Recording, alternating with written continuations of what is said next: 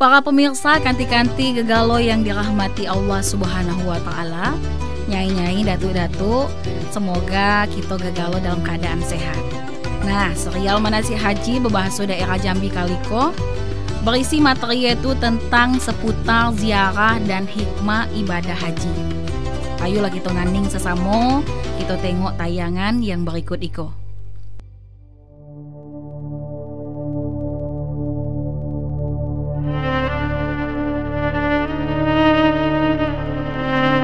Pelaksanaan ziarah. Pelaksanaan ziarah selama berada di Tanah Suci Madinah dan juga Mekah, kanti-kanti, konco-konco, sanak saudara gegalo, jemaah haji kok lagi dapat kesempatan untuk berziarah ke sejumlah situs bersejarah. Jadi jemaah kok hendake milihlah pula tempat ziarah sesuai tuntunan yang benar. Ziarah ko nyai-nyai datuk-datuk ikoko dapat kita kerjakan dengan niat beribadah pada Allah dengan melaksanakan solat tahiyatul masjid. Nah, macam yang dikerjakan oleh Nabi gitu, ya. Beberapa tempat ziarah yang ada di kota Madinah dan juga aktivitas yang dianjurkan ko antara lain itu ngerjakan solat arba'in atau solat berjamaah selama 40 waktu dan tidak terputus-putus di Masjid Nabawi, sebagaimana hadis Nabi Muhammad SAW bahwa ngerjakan solat di Masjid Nabawi ko lebih mulia nilainya 1000 kali lipat dibanding solat di masjid lain kecuali di Masjidil Haram.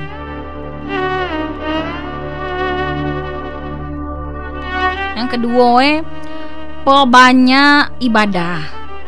Perbanyak kita ke berdoa di Raudah ko tadi, tempat di dalam Masjid Nabawi yang letak edu ditandoi tiang-tiang putih. Kelagi ko yang letaknya berada di antara makam Rasulullah Sallallahu Alaihi Wasallam sampai mimbar. Yang ketiga, berziarah ke makam Rasulullah yang terletak dalam Masjid Nabawi dan makam Baqi yang terletak di sebelah timur Masjid Nabawi. Nang keempat itu berziarah dan kita ngerjakan solat di Masjid Quba namanya. Yang kelima berziarah ke Jabal Uhud, dan yang keenam kita berziarah dan kita ngerjakan solat di Masjid Qiblatain namanya. Tempat-tempat ziarah yang ada di kota Mekah. Kalau tadi tempat ziarah yang ada di Madinah, kini ko tempat-tempat berziarah yang ada di kota Mekah. Kita ko dianjurkan untuk melaksanakan tawaf dulu di Ka'bah dan memperbanyak solat, kemudian baca Quran, berdoa, datu zikir, ataupun kita ibadah lain itu di Masjidil Haram. Yang kedua, berziarah ke Gua Hira. Koko tempat mungkin yang kanti-kanti gegalo idam-idam kanian, ya. Tempat di mana Rasulullah koko menerima wahyu untuk pertama kali. Yang ketiga itu kita berziarah ke Gua Syur namanya. Ikoko tempat di mana Rasulullah bersembunyi ketika hendak berhijrah ke Madinah. Yang keempat kita berziarah ke Jabal Rahmah. Sudah tu berziarah ke Masjid Jin.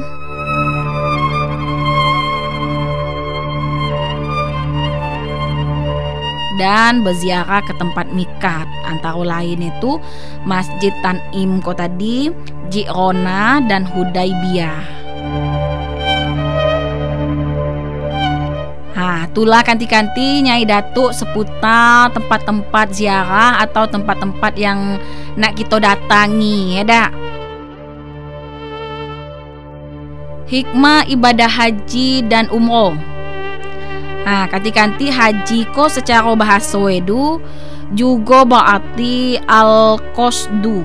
Arti itu kanti-kanti ko sadar, sengaja nyela, ya dak. Karena iko ko hikmah hikmah terpenting nian dari haji ko ialah kita ko ngajak manusia ko untuk sadar bahwa kita ko berasal dari Allah dan kita ko balik pula kepada Allah lagi ko. Kesadaran balik ko perlu terus diingat karena kehidupan di dunia ko kanti-kanti nyai-nyai datuk-datuk iko ko cenderung muat kita ko manusia ko terlena dan lupa apa asal usul kita ko dan hakikat daripada penciptaan kita ko. Rasulullah sallallahu alaihi wasallam bersabda dalam sebuah hadisnya tu nang berbunyi macam iko. Wal hajjul mabrur laisa lahu jazaa'un illal jannah. Haji yang mabrur iko ko kanti-kanti dak ada imbalan bagi kecuali surga. Jadi dak tiknyan imbalan apapun kalau kitalah sudah ngerjakan haji ko kecuali surga itulah. Pelaksanaan manasik dalam ibadah haji dan umroh ko kanti-kanti juga mengandung beberapa hikmah. Antara lain itu yang pertama, melepas atau maculi pakaian sehari-hari dan kita ko ngantikan itu dengan 2 helai kain ihram. Nah, iko ko menggambarkan keadaan orang yang meninggal dunia. Harus kita paculi gegalo atribut kita ko, baik gelang mengelang, cincin menyincin, pangkat, jabatan kita ko, gegalo lah urusan dunia ko kanti-kanti. Yang kedua ketika kita ko sudah make pakaian ihram ko tadi, kanti-kanti ko dilarang untuk ngerjakan atau melakukan dosa dan juga kemaksiatan, baik sesama manusia ataupun juga kepada makhluk yang lain itu, semacam binatang, tumbuh-tumbuhan. Iko ko merupakan cerminan dari hawa nafsu kita. Yang ketiga bacaan talbiyah yang dibaca pada saat kita ngerjakan haji ataupun umroh ko, itu tuh merupakan pengakuan kita nyai-nyai datuk-datuk, pengakuan kita yang dak ada berdaya kita ko cuma seorang hamba di hadapan Tuhan ko, dan juga merupakan wujud rasa syukur kita seorang hamba ko yang dapat panggilan berhaji ataupun dapat kesempatan melaksanakan umroh. Karena dak ada setiap orang nyai-nyai datuk-datuk iko ko bisa pergi haji ataupun pergi umroh. Yang keempat ibadah sa'i ko mengandung hikmah supaya manusia ko bersikap optimis. Apa optimis tuh nyai-nyai datuk-datuk? Optimis ko bersikap yakin dan kita ko punya kemauan untuk kita berusaha dengan tetap berpegang pada kesabaran. Jadi kita harus tetap sabar dan tetap tawakal kepada Allah Subhanahu wa Ta'ala.